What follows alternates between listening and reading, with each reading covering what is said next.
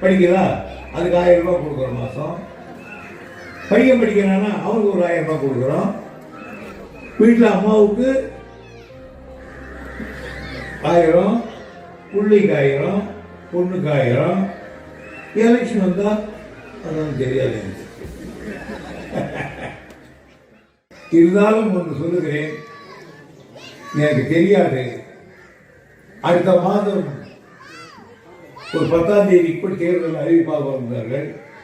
எனவே இந்த மாதம் 30ஆம் தேதிக்குள் அந்த பிரிட்ஜுகளை நான் திறந்தாக வேண்டும். அதற்குள்ளாக நீங்கள் சீர்படுத்தி தர வேண்டும் என்று அவரை பணிகொண்டு கேட்டுக்கொள்கிறேன். எங்களுடைய ஆட்சியில் நீங்கள் பார்க்கலாம், எனக்கு நீங்க ஓட்டு போடுகிறீர்கள், அந்த ஓட்டு வீணாகவில்லை. போற முறை நான் சொன்னேன், யாருக்காவது ஒரு ஆள் இங்கே பாம்பு கடித்தால் அல்லது ஒரு தாய் பிரபச நேரத்தில் தகராறு ஏற்பட்டால் அவளை ஏற்றிக்கொண்டு அருக்கம்பாறைக்கு போனால் போகிற வழியிலேயே ஆள் குளோஸ் ஆயிடும். எனவேதான் 100 பெட்டு கொண்ட ஒரு ஆஸ்பத்திரி சேர்க்காட் கூட்டுறவுடைய கட்டப்படும் என்று சொன்னேன். இன்னைக்கு கட்டப்பட்டிருக்கிறது. இன்னும் விரைவில் அது நடந்துகிறது. அதே போன்று இந்த தொகுதியில எல்லாம் செய்தேன்.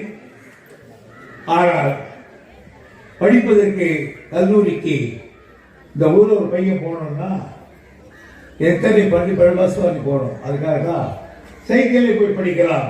இப்ப இந்த காலேஜை கட்டி கொடுத்தேன்.